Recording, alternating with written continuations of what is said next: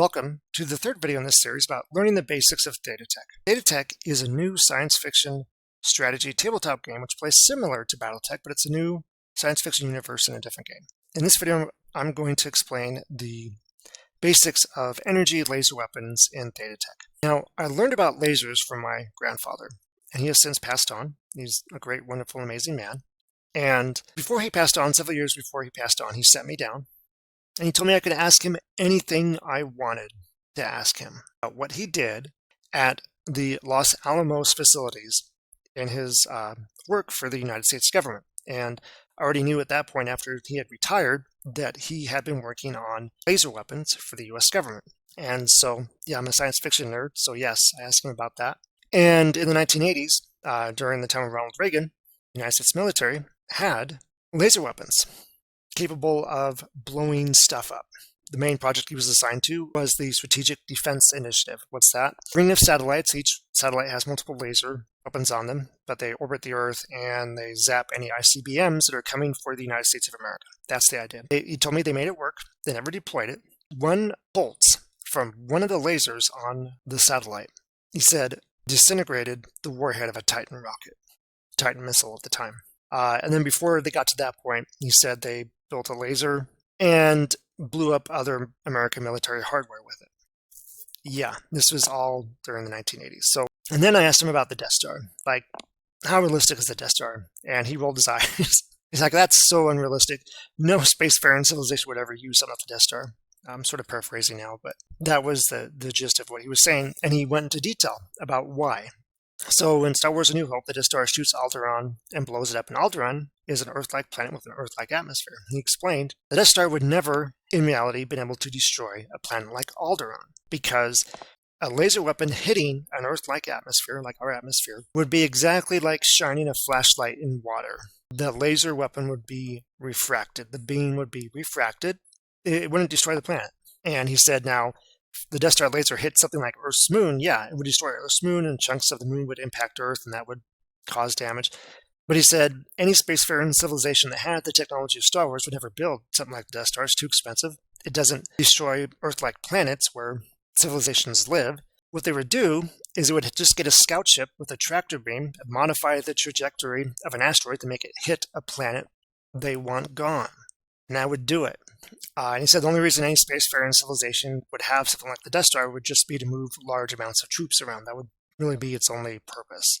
Then, I asked about Command & Conquer, the GDI ion cannon in space, a GDI faction, non-faction Command & Conquer game. And he said, well, it's actually an ion cannon based on real-world physics and chemistry, how ions work. Then yes, that will pass through Earth's atmosphere and hit stuff on the ground and destroy it.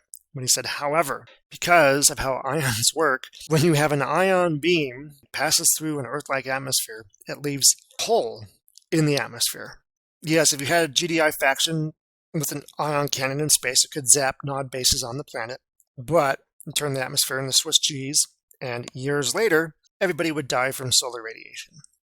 Not a good thing. So yes, laser weapons in Theta Tek are based on real-world physics, partly, and then my own creative licensing the other part. Laser weapons, beam divergence is a thing in Theta Tek. What does that mean? It means a laser weapon at short range is going to do more damage than the same weapon if it hits a target at long range. For instance, last video talked about the Wraith and its super laser. Super laser, short range, 1 to 10 hexes. Medium range, 11 to 20 hexes, and long range, 21 to 30 hexes. So the super laser does less damage at long range and more damage at short range. And then we have the laser, which short range 1 to 10 hexes, medium range 11 to 20 hexes, because it's a laser. Okay. Then we have the light laser, which just has short range 1 to 10 hexes. Contrast, the average short range of a cannon weapon in Theta Tek is 1 to 6 hexes. So what's up with the laser weapons? Why does a light laser get to go 1 to 10 hexes? Because when you fire a rifle or a tank shell at a moving target, you might have to lead it a little bit, okay, based on how far away it is and how fast it's moving. Whereas a laser weapon, it's speed of light. You just point and shoot. And it's going to go farther within the same time frame of the tank shell. Now the light laser just has short range by default, 1 to 10 hexes. Laser has short and medium. Super laser has short, medium, and long. Laser weapons in Theta Tek, you can actually modify them. And of course, the laser weapons use up energy, so they're very energy intensive in Theta Tek, but you can actually modify them. The only weapons that can be modified with putting more energy into them.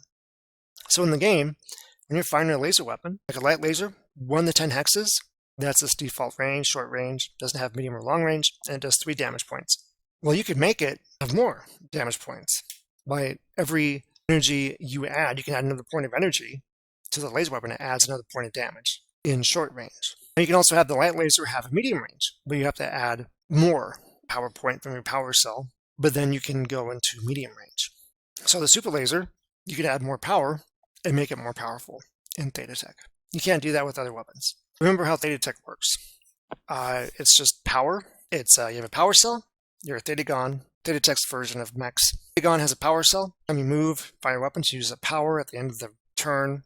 Based on the type of power cell you have, your Theta will gain some more power points. But if you have the power, you can have a light laser and add a lot more power to it. And instead of it being the default 1 to 10 hexes, if you add enough power, it can actually go. It can have a long range going from 21 to 30 hexes. But again, if you run out of power, you're going to shut down. It is a strategy game. Depending on how you use your units and the weapons they have, and when you use them, you can turn the tide. Now, laser weapons are not the most powerful weapons in Theta Tek, but they're the only ones that have the ability you can add more power to increase their range and or to increase the damage they do. Thank you for watching this video. Make games, play games, and have fun.